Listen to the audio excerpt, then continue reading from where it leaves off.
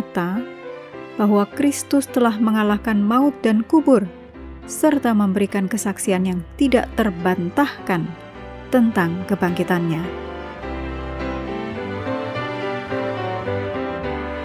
Sahabat dan saudaraku, mari menggunakan waktu mempelajari firman Tuhan hari ini.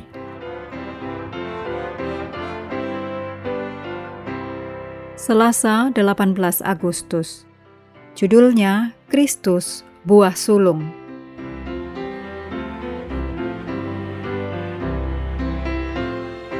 Kita mulai dengan doa singkat yang didasarkan dari Roma 6 ayat 9. Kristus, sesudah ia bangkit dari antara orang mati, tidak mati lagi. Maut tidak berkuasa lagi atas dia. Amin.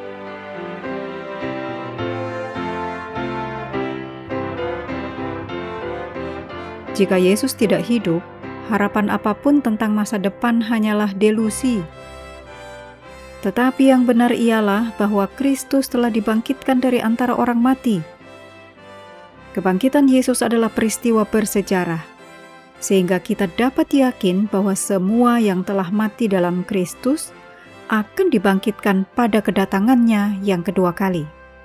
Ayat-ayatnya terdapat di 1 Korintus 15 ayat 12-23. Akhir dari zaman yang jahat sekarang ini akan ditandai dengan kebangkitan fisik orang-orang yang mati dalam Kristus. 1 Korintus 15 ayat 24, Wahyu 20 ayat 5 dan 6. Sebagai Adam yang terakhir, Kristus akan menyerahkan kerajaan kembali kepada Bapa dengan mengembalikan pemerintahan dunia ini kepadanya. Diri Kristus takluk kepada Allah harus dipahami dalam konteks bagaimana Adam dan Kristus digambarkan dalam hubungan satu sama lain. Sebagai Adam yang utama dalam rencana penebusan, Yesus menyerahkan dirinya sepenuhnya pada kehendak Bapa, sesuatu yang gagal dilakukan oleh Adam pertama. Ayatnya dalam 1 Korintus 15 ayat 25-28 dan juga ayat 45. Dalam 1 Korintus 15 ayat 29-34, Paulus melanjutkan bahwa menyangkal kebangkitan Kristus adalah kebodohan. Paulus menggunakan ilustrasi baptisan sebagai simbol persatuan orang percaya dengan Kristus dalam kematian dan kebangkitannya. Roma 6 ayat 3 dan 4, Kolose 2 ayat 12. Jadi tidak masuk akal untuk menyangkal realitas kebangkitan.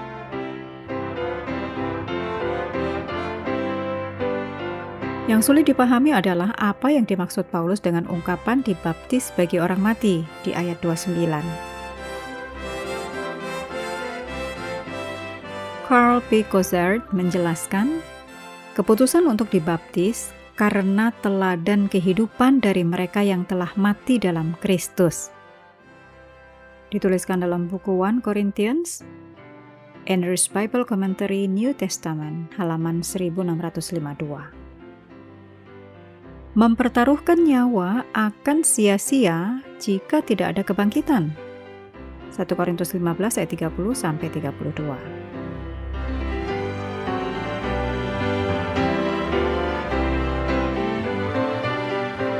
Kutipan Roh Nubuat disadur dari Christ Triumphant, halaman 286.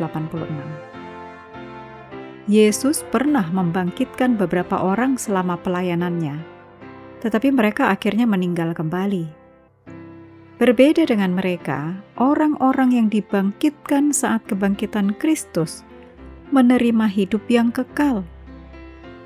Kebangkitan mereka menjadi bukti nyata bahwa Kristus telah mengalahkan maut dan kubur, serta memberikan kesaksian yang tidak terbantahkan tentang kebangkitannya. Mereka yang dibangkitkan bersama Kristus merupakan lambang dari kebangkitan semua orang benar pada akhir zaman. Kuasa yang membangkitkan Kristus akan membangkitkan juga setiap orang yang percaya kepadanya.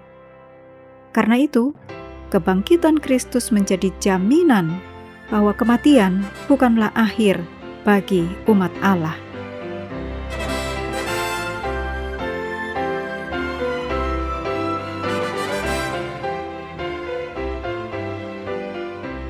Menutup pelajaran hari ini, segala pujian kita naikkan hanya kepada Tuhan yang telah memberikan Roh Kudus untuk menyertai dan mengajari kita firman kebenaran.